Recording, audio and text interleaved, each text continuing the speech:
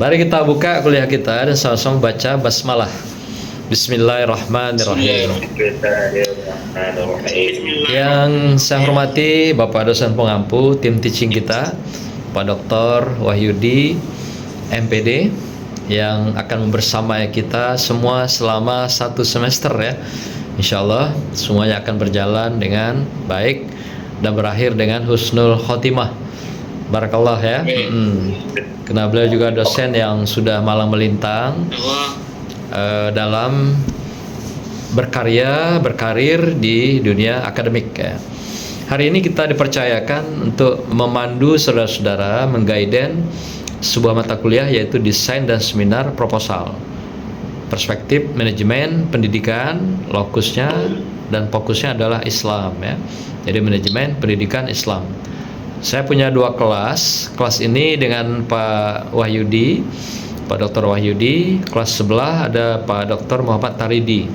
Ini tujuan perkuliahan kita.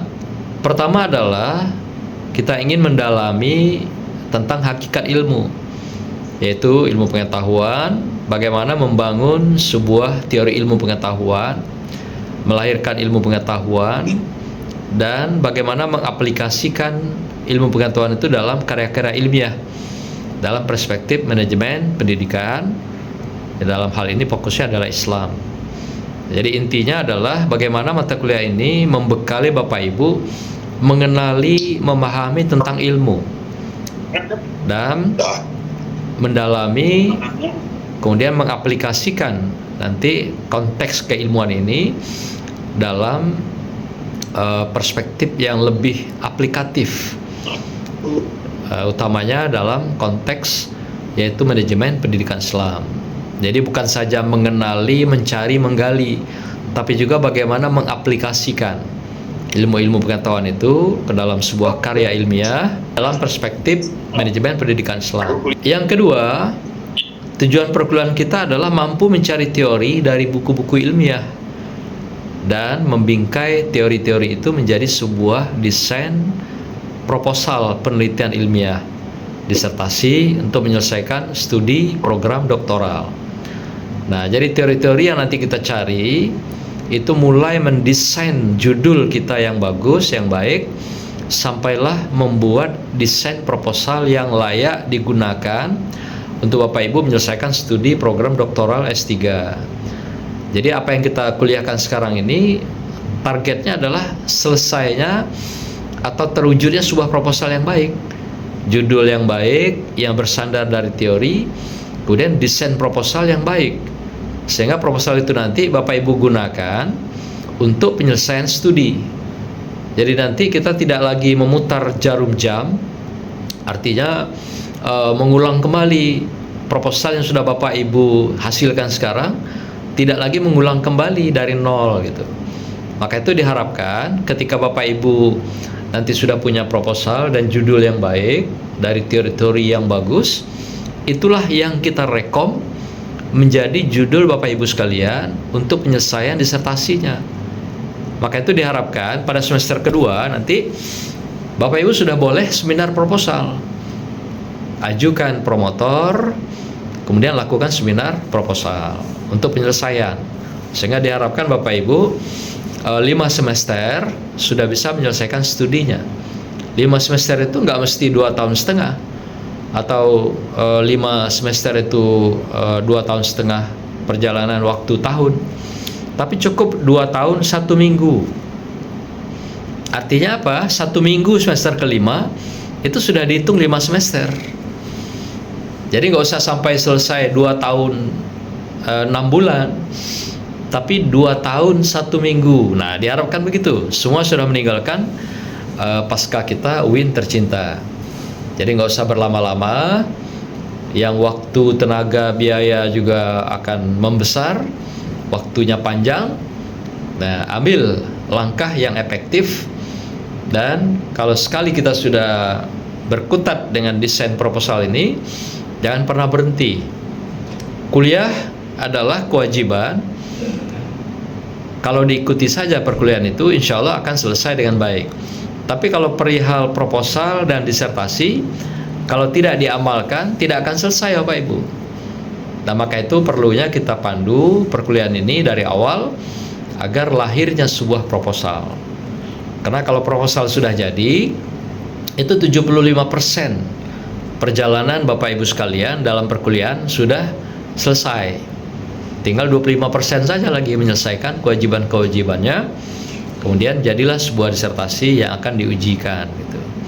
Nah, itulah target tujuan kita, memberikan mata kuliah ini dari awal. Biasanya kita memulai proposal itu semester 4, tapi kita putar jarum jamnya mulai dari semester 1, dengan harapan 5 semester Bapak Ibu sudah meninggalkan pasca sarjana menjadi seorang pakar, yaitu doktor di bidang manajemen pendidikan Islam. Ya, kalau meleset dikit pun ya di semester 6 atau tahun ketiga. Tapi kita rekomkan Bapak Ibu selesai 2 tahun 1 minggu. Itu artinya sudah 5 semester ya. Kalau bisa selesainya lebih cepat, ngapain lama-lama gitu ya. Jadi kita sudah masuk dalam sebuah pilihan pembelajaran pendidikan yang efektif. Ini silabus yang kita siapkan Bapak Ibu untuk RPS pada semester ini. Inilah materi ajar kita selama 14 kali tatap muka. Jadi nanti ditambah 2 kali ujian mid dan semester. Nah, materinya ada sekitar 14. Untuk materi ini kita lihat ya, pertemuan pertama sampai dengan pertemuan ke-8 itu adalah kuliah mimbar. Jadi kami dosen yang akan memberikan nanti, saya dan Pak Dr. Wahyudi, untuk memberikan pembekalan dari segi ilmu pengetahuannya dan skillnya, psikomotorik, dalam hal konteks bagaimana teknik membuat proposal yang baik, yang dapat mengantarkan Bapak Ibu untuk ke penyelesaian lebih cepat, atau istilahnya akselerasi pendidikan, pembelajaran yang dipercepat. Ini cara-caranya, kiat-kiatnya yang strategis yang akan kita bekali pada Bapak Ibu sekalian. Jadi sampai pada pertemuan ke-8. Jadi setiap minggu kita akan berikan materinya, apakah saya nanti, apakah Pak Wahyudi, atau juga nanti kami bergabung berdua gitu ya. Yang penting kita punya silabus cukup 1. Kalau nanti pun ada Pak Wahyudi akan menambah beberapa silabusnya, silahkan ditempel saja dari materi-materi yang sudah ada gitu kan. Jadi kita cukup sekali jalan saja dengan 1 semester ini, dengan 14 kali pertemuan sudah dianggap selesai. Jadi tidak pilihan seperti ada dosen lain itu bagi 2. Jadi sudah dosen A nya 14 kali, dosen B 14 kali lagi. Itu berarti 30 kali pertemuannya gitu kan. Nah, itu sudah membuat tidak efektif pembelajaran. Ya, nah kita sekali jalan. Sekali memperkaya. Siap, Bro. Iya, gitu aja Pak Dokter ya. Kita nggak usah saling merumitkan, merepotkan. Kita cari yang paling mudah.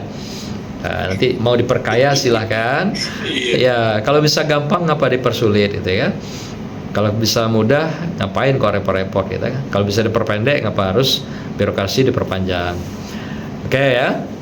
Jadi pertemuan sampai ke-8 itu materinya mimbar.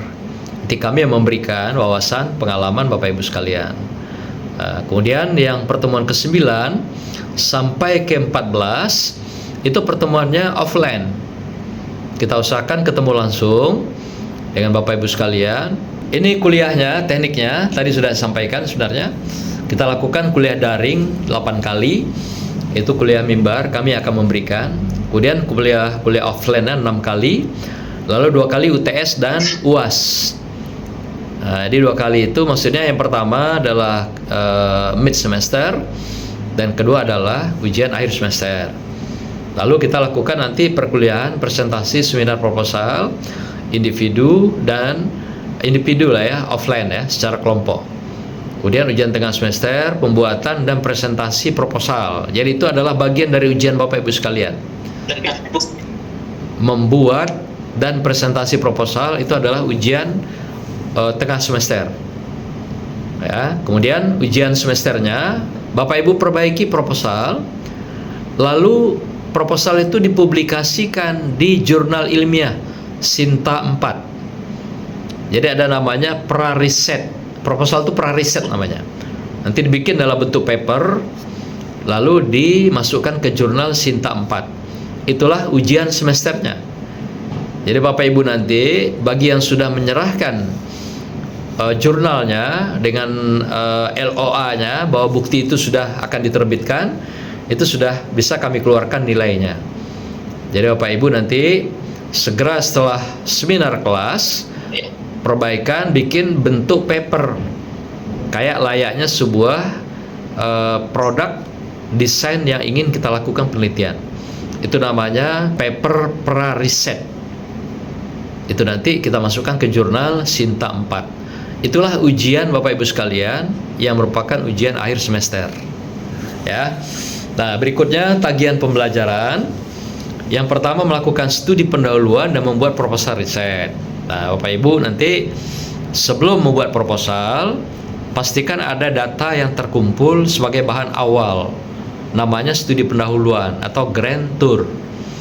Nah, Bapak Ibu boleh lakukan itu turun langsung atau melalui orang per orang yang Bapak kenal di lembaga pendidikan atau lembaga-lembaga pelatihan yang ada di masyarakat. Boleh langsung turun atau boleh komunikasi untuk mendapatkan informasi data yang Bapak Ibu butuhkan dalam proposal itu sebagai data awal. Yang kedua, lanjutkan membuat proposal riset secara individu, baik penelitian kualitatif dan atau kuantitatif, dengan standar proposalnya sebagai berikut. Yang pertama, proposalnya 40 halaman, maksimal 60, minimal 40, dengan proporsi halaman tiap bab. Ada proporsinya itu, keseimbangan.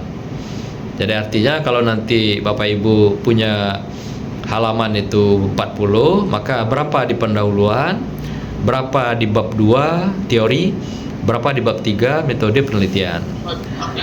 Kedua, ketikannya digunakan 1,5 spasi. Ini standar pasca ya. Fontnya Arial, karakternya 12, kemudian kertasnya A4 80 gram. A4 80 gram dengan margin 43 atas kanan, kemudian 43 kiri bawah. Buku pendukung minimal 40 buah. Buku minimal kita gunakan 40, maksimal 80. Yang kita gunakan bukunya adalah edisi 10 tahun terakhir. Dan 30%-nya buku-buku itu adalah dalam bahasa Inggris. Jadi kalau Bapak Ibu punya 40 buku nanti yang kita gunakan, maka 30% dari 40 itu adalah bahasa Inggris. Nah, kemudian sistematika penulisan proposal Bapak Ibu, ini standar pasca juga. Pertama, bagian preliminary, bagian depan. Apa isi bagian depan itu? Ada judul, ada daftar isi, ada daftar lampiran. Kemudian masuk bab 1, isinya apa? Ada grand theory, ya, teori utama yang kita pakai sebagai sandaran. Kemudian ada grand tour, data awal yang kita gunakan dalam studi pendahuluan, dan ada grand question. Nah, jadi itu yang kita tampilkan di bab 1. Kemudian ada juga nanti tujuan dan kegunaan penelitian. Nah, di grand tour itu kita menunjukkan nanti apa yang gapnya, gap risetnya apa yang berbeda antara teori dengan fakta empirik. Itu namanya gap riset. Lalu bab 2, apa isinya? Landasan teori. Teori-teori yang kita gunakan, kita bangun, lalu kita bikin sintesis. Sintesis itu simpul teori dan indikator penelitian kita. Lalu penelitian yang relevan, ada lagi kerangka berpikir dan hipotesis. Ini kalau penelitian kita, penelitian kuantitatif. Tapi kalau kualitatif cukup dengan penelitian yang relevan saja. Jadi sintesis, indikator, dan penelitian relevan. Nah, tapi kalau Bapak Ibu nanti menggunakan penelitian kuantitatif, ada tambahan kerangka berpikir dan hipotesis. Lalu bab 3, metodologi penelitian. Mengapa kita gunakan istilah metodologi? Ada logi di sana. Karena di dalam bab 3 itu kita masih menggunakan kutipan-kutipan dari pakar, dari ahli, dari buku. Maka itu di sana muncul logi. Misalnya ketika poin A itu nanti, poin bab 3 itu ada namanya pendekatan penelitian. Nah, kita menggunakan pendapat pakar. Pendekatan penelitian itu apa? Lalu penelitian kita itu menggunakan pendekatan siapa dari pakar yang kita gunakan gitu. Apakah Creswell misalnya, apakah Tuckman atau ya. Kalau kualitatif apakah Lincoln Guba, apakah Spreadley. Saya sarankan jangan menggunakan buku-buku bahasa Indonesia. Gunakanlah buku bahasa Inggris. Walaupun satu ya, ditambah beberapa komplemen buku-buku lain. Tapi ada buku sandaran utama. Kalau misal kualitatif banyak sekali, ada Mel, Huberman misalnya, Lincoln Guba, Spreadley dan sebagainya. Demikian juga Creswell. Nah, Creswell itu ada buku kualitatif dan kuantitatif, bisa juga digunakan. Atau juga Tuckman misalnya, buku Conducting Educational Research, itu khusus memang memandu pendidikan, memandu riset dalam pendidikan, termasuk manajemen.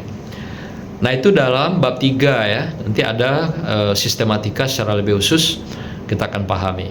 Kemudian lampiran-lampiran dilengkapi, jangan lupa proposal itu ada lampiran teori yang kita kutip. Misalnya teori si A dari bukunya apa, dipoto halaman yang dikutip, halaman judul, dan halaman penerbit. Jadi dalam satu buku cukup 3 lembar saja kita fotokopi gitu, sebagai kelengkapan dari proposal kita. Kalau ada 2 atau 3 teori yang kita kutip dalam satu buku, itu boleh sekitar berarti 5 lembar ya. 3 kutipan halaman yang dikutip, kemudian halaman judul dan halaman penerbit. Itu dilengkapi sebagai lampiran pertanggungjawaban sumber kita, supaya tidak terkesan Anda melakukan plagiat, mencuri karya orang lain. Itu kan tidak dibolehkan.